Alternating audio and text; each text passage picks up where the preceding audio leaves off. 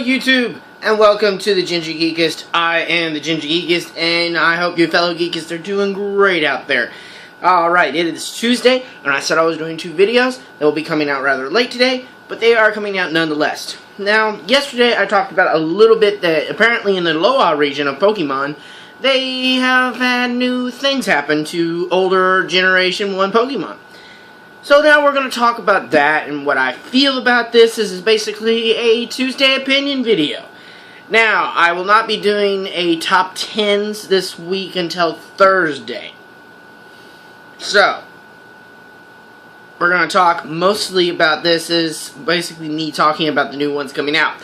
I'll not be showing any pictures and stuff like that because I can get copyrighted for it. But I will let you know everything that's going on because you probably already saw the trailers like I did, so you should know this. So, Exeggutor is got a new form. And it looks friggin' weird. Alright, so he literally now looks like a complete palm tree.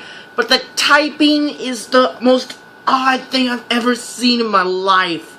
He is a grass dragon. I don't know how he's a dragon. They're putting dragon types on weird, but I mean, we haven't seen the weirdest type since Mega Ampharos, who apparently is a dragon. Makes no sense. He looks weird, but I guess let's find out what's going on. At the end of this video, I will give you an opinion on what I feel and why I don't understand why this happened. Alright, the next one is the one I like the most, is the Vulpix line got a ice version of it. The Vulpix is now ice, and then when it evolves into Ninetales, it is an ice fairy type. So, it looks good, and it makes sense, because we're showing Snow Mountain, so I'm guessing there's an island in this game for Pokemon that will be snow-based, and it'll have snow creatures and stuff like that. Snow Pokemon. I'm okay with this. It makes kind of sense, but we'll get more to it at the end of the video. And let's talk about the last thing that I saw, which was Sandshrew getting an ice version and it being steel ice. It makes no sense. Does it look cool? Yes. It makes no damn sense. I talked about in the thing that I wanted to see a steel Sandshrew. I did not want to see a combination with ice. It's kind of weird, I feel. So, but let's talk about what they're saying. Basically, they're saying in the Alola region, there is a different version of the same Pokemon, because it's in a different region. Now, even though we've been into, I don't know how many regions, put in the comments below if you know the exact amount of regions, and I will try to get back to my comments sometime this week. We have been through many other regions, and they are quite a ways away from each other.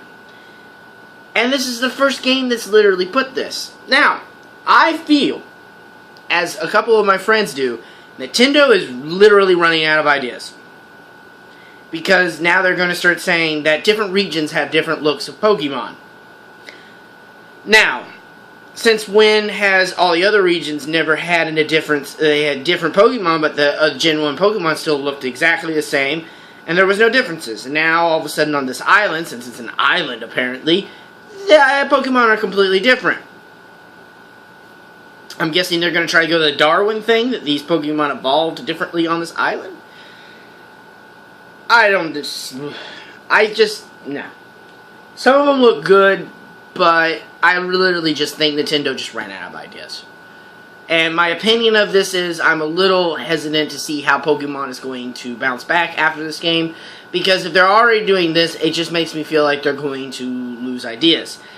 Nintendo and Pokemon need to understand that they need to talk to the fans more because we have ideas for Pokemon.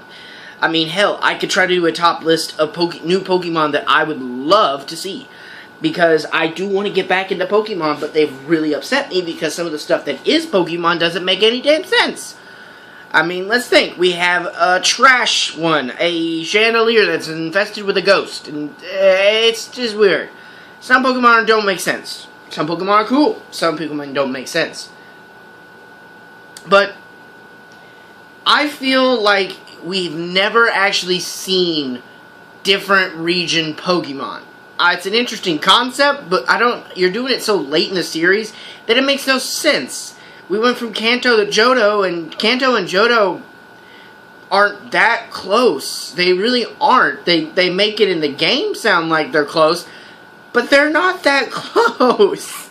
It's quite a ways on the route, you know. You would think, maybe even they are close, that the Pokemon would observe maybe a different form of a color because the environment might have changed.